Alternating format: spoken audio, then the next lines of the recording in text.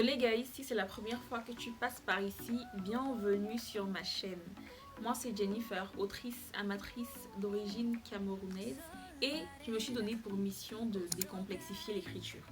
Aujourd'hui on va s'attaquer à un sujet central, le rôle des personnages dans une histoire. J'ai déjà publié une vidéo sur les types de personnages. Si tu ne l'as pas encore vu, je t'invite fortement à le faire. Le lien est en description, comme d'habitude. Et comme je le disais, aujourd'hui, nous allons aller plus loin parce qu'un personnage n'est pas juste un archétype à caser, en fait, à cocher dans une case. Ils sont le cœur du récit, ils sont ceux qui nous font rire, aimer et même parfois trembler. Et si tu veux que les tiens laissent une trace dans la tête de tes lecteurs, il va falloir leur donner une vraie raison de vivre. Par qui on commence? Évidemment, le personnage principal, le protagoniste, le héros, la star du show. Les personnages principaux, comme je le dis toujours, ce sont les moteurs de ton histoire. C'est à travers leurs yeux, leurs choix et leurs émotions qu'on va vivre le récit. S'ils ne sont pas attachants, s'ils n'ont pas d'objectif ou s'ils sont trop fades, on décroche direct. Un bon protagoniste n'est pas forcément quelqu'un qui parle beaucoup. C'est plutôt quelqu'un qui a un objectif clair et une personnalité bien marquée. Bref, quelqu'un à qui on peut facilement s'attacher. Et attention, quand je parle de personnalité bien marquée, ça ne veut pas dire qu'il faut qu'il crie ou qu'il insulte tout le monde. Il peut être calme, discret et même maladroit du moment où il prend sa place et qu'il rayonne à sa manière. Personne ne doit lui voler la vedette en fait. Essaye d'imaginer Harry Potter sans sa curiosité ni sa détermination. Tu te rends vite compte que ce n'est pas du tout le même personnage. Ce qu'on aime, c'est ce petit truc en plus qui nous fait nous dire ok, lui, je veux voir ce qui va lui arriver.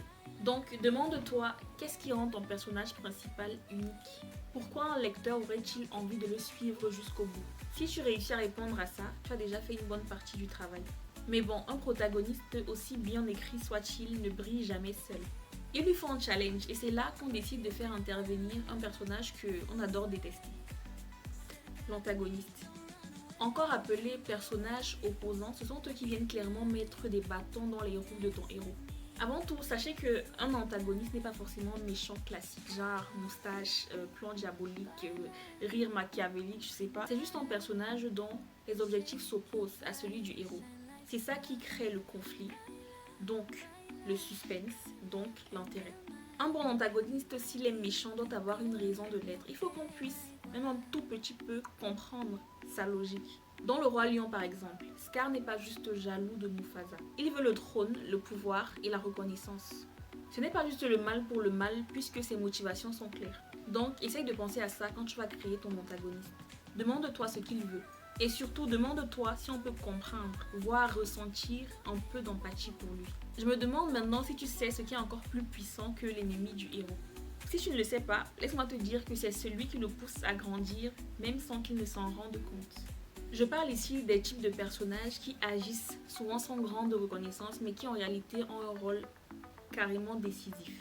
Il s'agit des personnages secondaires. Ouais, choquant hein. Ce sont les amis, la famille, les alliés qui gravitent autour du protagoniste.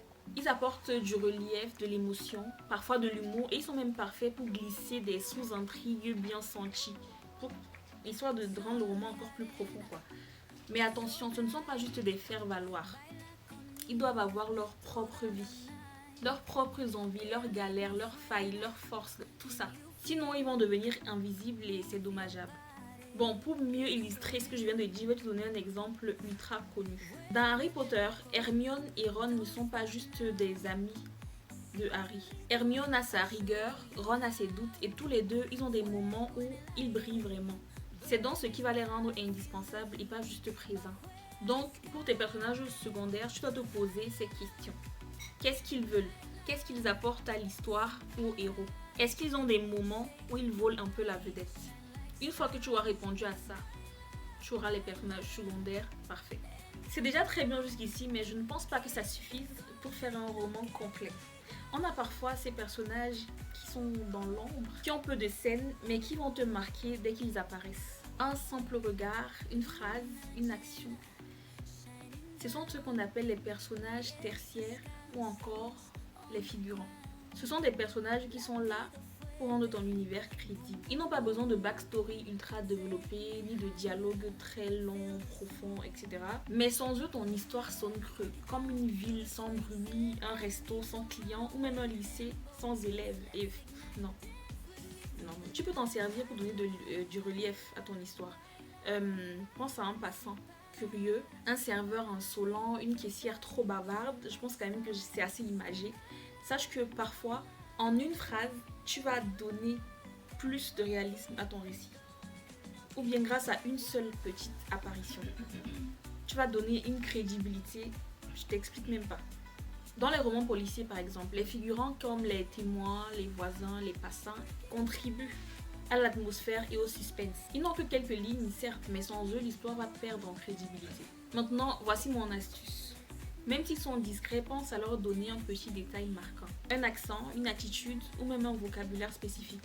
Ça peut suffire à les rendre inoubliables sans toutefois voler la vedette. Maintenant qu'on a parlé d'eux, on doit forcément parler, pour terminer, de ceux qui n'agissent pas en première ligne, mais qui laissent une trace énorme dans le cœur du héros. Et forcément dans celui du lecteur. Je parle ici des mentors. C'est celui ou celle qui va inspirer, guider, transmettre un savoir, même une vision. C'est celui qui sert de repère quand le héros est perdu. Et franchement, sans mentor, beaucoup de héros ne tiendraient pas longtemps la route. Mais attention quand même, parce qu'il n'est pas là pour tout résoudre. Il a lui-même ses failles et ses hésitations. Il n'est pas du tout parfait. Son rôle n'est pas de dire au héros fais ci, fais ça, mais plutôt de lui montrer qu'il a en lui les ressources pour faire le bon choix. Même quand c'est difficile ou que ça semble flou ou impossible, peu importe, il est là pour aider le héros à se dépasser. D'ailleurs, on a tous une personne, un ami, un oncle, une tante, un professeur à qui on s'adresse ou on pense quand on a envie de se confier ou quand on est en difficulté. Ça arrive. Sache donc que le mentor dans une histoire, c'est exactement ça. Exemple culte, Dumbledore, Gandalf, ce sont des figures sages, puissantes, mais qui laissent toujours, je dis bien toujours, le héros décider. Voilà, maintenant tu connais les différents rôles des personnages indispensables ou incontournables pour écrire un livre en général. Dis-moi en commentaire lequel est le plus important pour toi dans un bon récit. Le héros, l'antagoniste, le mentor, j'ai hâte de voir vos réponses. Et si cette vidéo t'a plu, tu connais la chanson, like, abonne-toi, partage, active la cloche de notification pour ne pas rater les prochaines sorties sur la chaîne. C'est à toi de jouer, crée des personnages mémorables, fais vibrer ton lecteur et surtout éclate-toi en écrivant. À vendredi prochain, même heure, même lieu.